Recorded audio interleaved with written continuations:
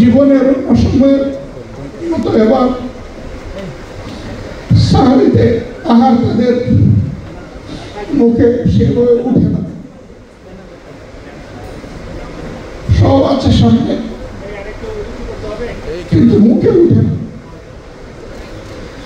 একই অবস্থা হয়তো বা ইফতারের।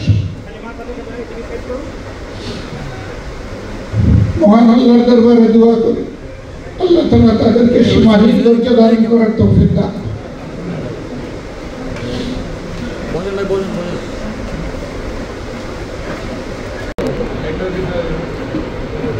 আজকে মানুষ মুখ খুলে কথা বলতে পারছে, কিছুটা স্বস্তির সাথে চলাফেরা করতে পারছে, যে শহীদ এবং আহত ভাই বোনদের ত্যাগের বিনিময়ে।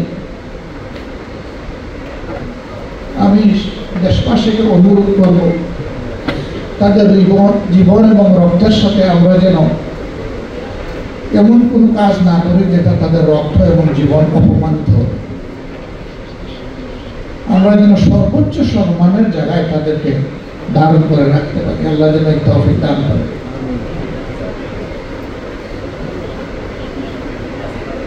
আমরা যে শহীদ স্মরণিকাটা প্রকাশ করেছি, এটা আপনাদের সহযোগিতার কারণেই সম্ভব হয়েছে।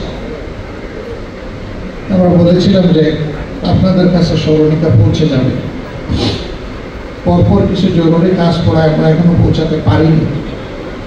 আমরা চেষ্টা করব রমজান মাসের ভিতরে আপনাদের সবার কাছে 10টা ভলিউমের মধ্যে যে ভলিউমে এই শহীদের নামটা আছে অন্তত এই ভলিউমটা আপনাদের হাতে তুলে দেওয়া।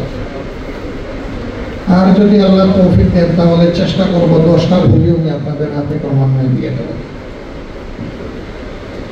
তাতে হয়তো এটাও আপনাদের জন্য স্মৃতির মণিকুঠায় একটা মিনার হয়ে থাকতে পারে।